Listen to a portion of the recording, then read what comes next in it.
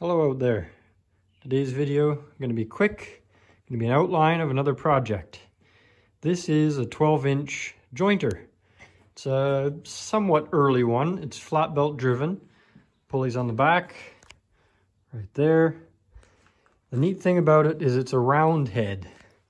So the early machines were a square head. This is a round head, a little bit newer style of cutting knife holding system basically. And it has greased roller bearings instead of the early Babbitt, so you can see how smoothly it turns. And I haven't done anything to it yet. This is just how it came. So this is part of a package that I was very lucky to purchase, which is the remnants of a Sash and Door factory. The factory operated not far from here, and I bought the lot of everything that was left. So on the floor is the counter shaft. You can see it's quite early, judging by how curved the spokes are. And that's the tight and loose pulley. So you can see the stepped pulley, that's the idler.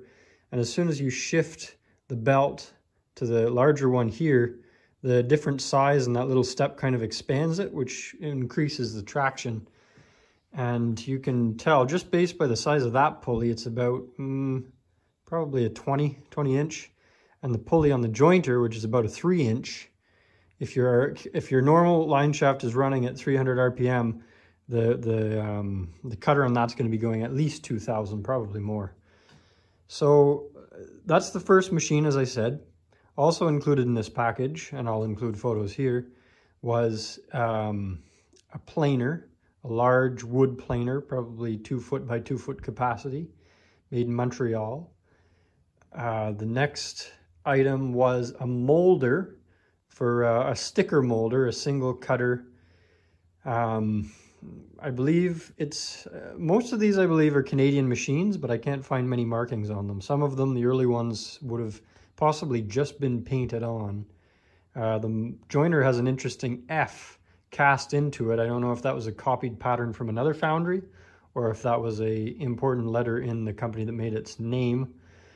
And the big bonus with this lot, you can see these 3 cabinets. These are all cutters. So this cabinet here, I've just put the miscellaneous one. So here's an example of a square head molding cutter. Who knows what that one was ground to make. These are all one-offs. And if I open up this cabinet and the other one, these are the pairs of cutters. So I'll have to get better light in here, but I'll grab some for an example. So here's a pair of some sort of molding, possibly crown molding.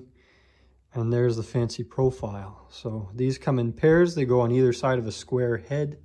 And then there's a power feed that goes through this molding machine. The next machines are 2 teniners. One is a folding table style, and the other one is a fixed table. The fixed table is really big, and I don't think I'll keep it. I think I'll pass it along its way, sell it to another woodworker, hopefully locally. But yeah, that's the project. The idea, this is the old dairy barn. You can see some of the stanchions left there. The fellow who was here was a carpenter, so they're very well made stanchions. I can make another video on that.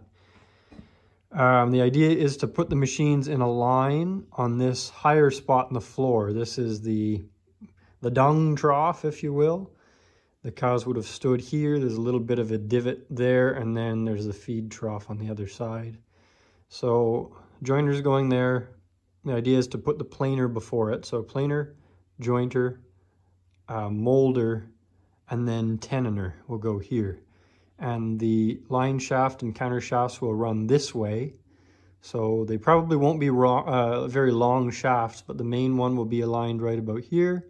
The counter shaft for that machine will be there so that the belt can come right down to the molder and then across to the back of the teniner, all on the opposite side of where the operator would be standing, which is going to be in this trough, but it'll be filled with wood. So it'll just be a step there, a little step. Machine will be here, and this will be where those are going to be set up. And the goal is to use all these machines to replace these windows, which look fine. They look great from the inside, but they're very rough on the outside, and we lose at least 1 or 2 panes a year just from rot on the outside of the windows. They're neat. They're designed that the tops can fold in and down for ventilation and airflow. So I just pulled out the counter shaft hangers for the jointer. You can see they're a very interesting style. They'll be mounted upside down from how they are now, but on either side of the bearing block. It's a split type block with a small oil reservoir. There are these drip catching cups, which are cute. That one's broken, sadly. And then this arm off the back, which one is missing, has this adjustable bracket for the shifting bar. So this is the countershaft itself is kind of seized. The idler is stuck. Let me see, maybe I can use the magic boot. Well, there it goes, because it's not that stuck. That's awesome. So I'll just take the wire wheel to that, and priority on this build is function. So I'm not going to bother painting anything, cleaning it up, making it too nice until I know it runs. So priority will be to clean the shaft, clean the belt surfaces, then put it together. So come back next time for more shop updates. Have a good one.